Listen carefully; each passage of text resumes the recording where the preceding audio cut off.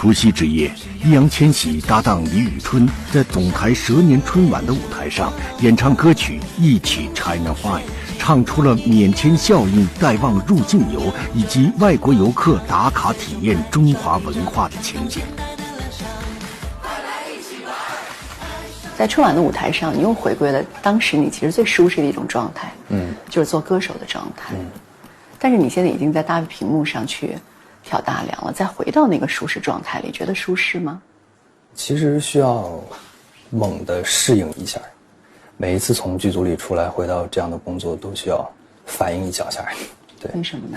在剧组里面，你只要进了现场就处在一个自己的世界里面，然后像这样的工作，你属于一进来所有的目光都一直盯着你看的那种，然后你要让自己的每一下都尽量的得体。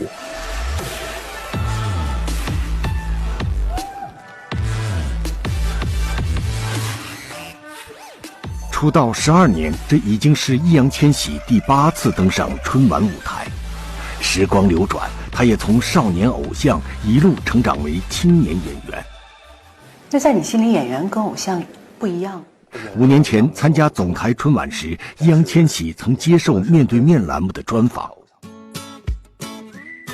那时候他还是中央戏剧学院的一名学生，凭借《长安12时辰》和《少年的你》2部影视作品中可圈可点的演技，刷新了人们对他的认知。现在你最喜欢别人怎么称呼你？当然是演员。演员。对，感觉是对于实力上的认可。怎样做就是好演员？就是你自己要有热情。首先态度是第一位，再落实到做事上面，就最终的结果你自己算是满意的。那接下来呢？总结起来就是用作品说话。5年过去了，那个愿望实现了？我觉得现在算是有一个好的开头吧。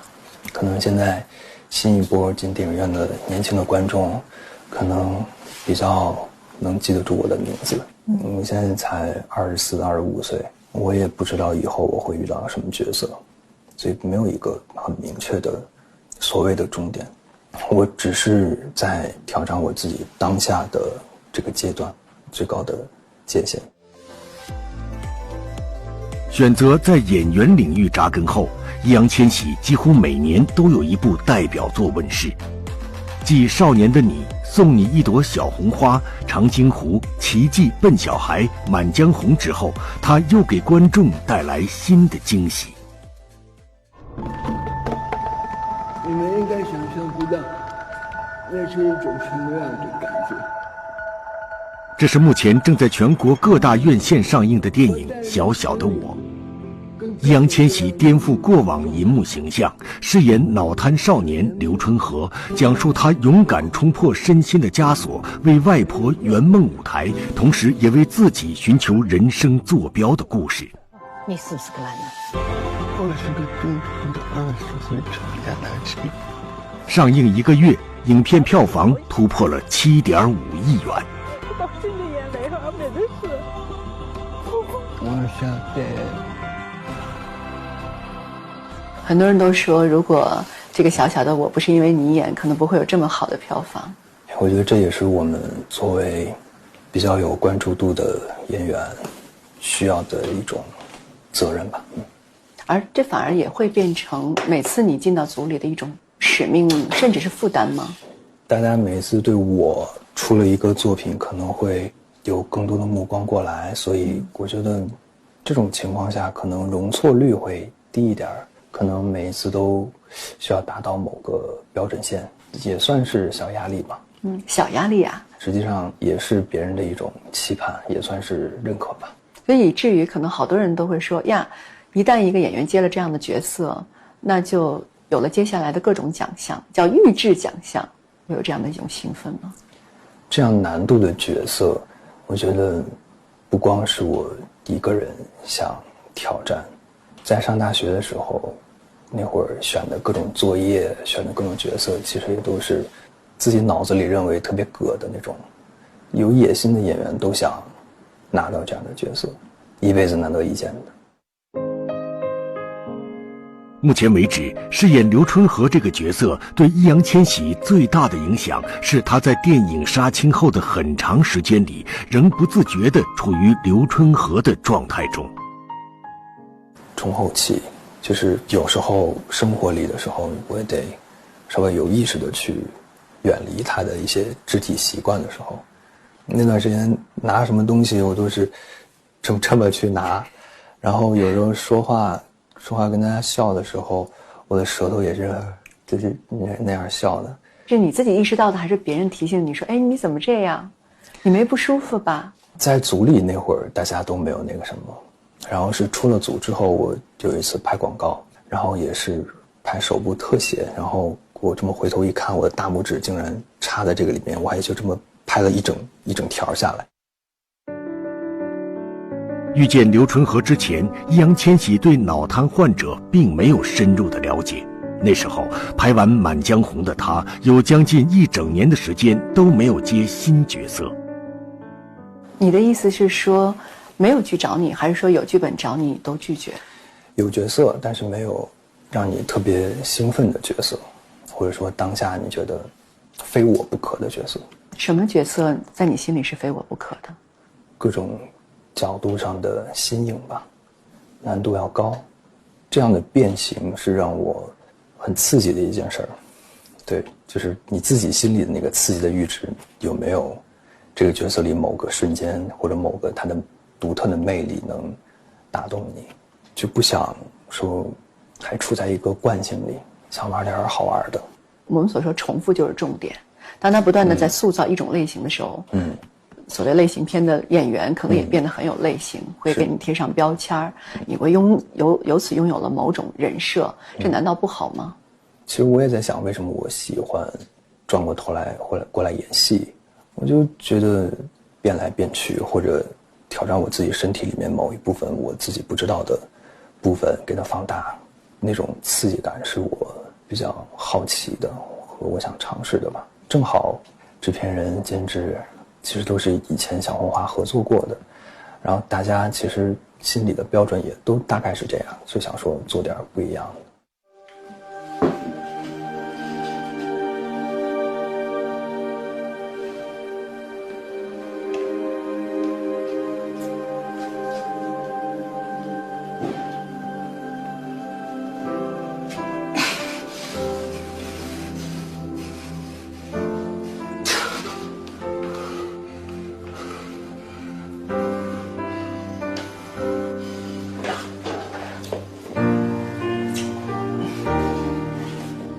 小小的我关注的是一个不常被人看见的群体——脑瘫患者。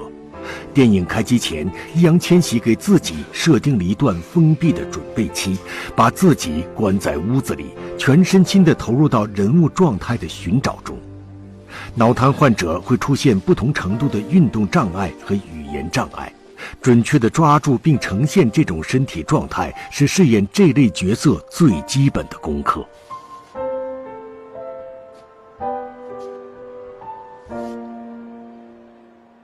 这对于你当时去塑造它，怎么样做到精准，是不是一个很大的难题？对，精不精准，其实首先我们自己主创者心里得有一杆那个秤，我们得先看大量的视频图片，得先去积累自己心里是否准确的一个大概的判断，再亲身的去做。那个时候你心里的标准是什么呢？我记得我最开始的时候，在房间里那段时间，我还想象说，真的就每天把自己当成一个这样的患者，然后真的把自己当成刘春和，然后假装现在是一个剧组来找我，假装演这么一部关于我们的电影。后来发现完全不行。为什么不行？因为我们总是要回到自己的生活的嘛。我始终保持在那样的肢体情况里面，我还得让我的肢体休息，然后再进入第二天的这样的状态，所以就很难。所谓的精准，就是得日复一日，一遍一遍的自己去判断，大量的积累吧，你才能让大家看起来轻巧。啊，是。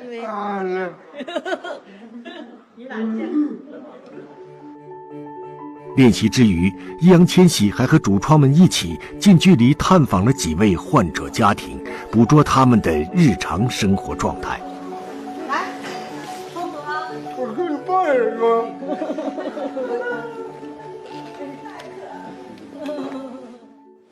元儿，你今年20岁噻。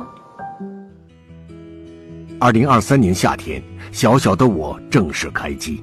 然而，电影拍摄之初，易烊千玺却几乎陷入停滞不前的困境。他发现，即使前期准备再多，自己与患者的日常感之间始终存在一个难以跨越的鸿沟。看着就不再显淡了。淡了，对，有时候就能看出来是这哥们在演。电影中最终呈现的身体状态，需要经历一次次看回放、找问题、调整和重拍。你不断的看回放，看自己饰演的刘春和的时候，是什么东西是你坚决不要的？激张力过高，紧张的程度都有点过高了。后来慢慢找回一些日常感，然后前期的时候有一点眼神聚焦，眼神的那个飘忽也有点过，然后导演会说可能不太准确，看起来也会有点凶，然后也会有一点对外界的排斥，或者说我的抵抗。进入状态之后这些都不要了，就是看起来是一个接纳万物的一个开开心心的小朋友。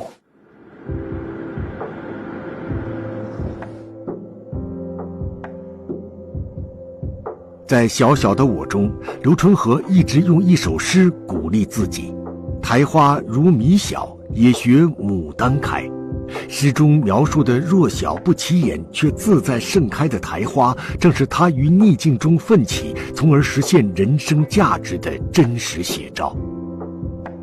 纵观易烊千玺饰演过的角色，《少年的你》中的刘北山，《送你一朵小红花》中的韦一航，《长津湖》中的5万里，《奇迹笨小孩》中的景浩，《满江红》里的孙军，每一个少年身上都有着值得被书写的韧性和美好。而要诠释这些人物，离不开对生活、对世界的观察和思考。从长津湖几十年前，然后到现在，比如说景浩这样的一个创业者，他们其实穿越了几十年的时光。你再去跟他们对话和相处的时候，时代的印记在你身上是怎么显现出来的？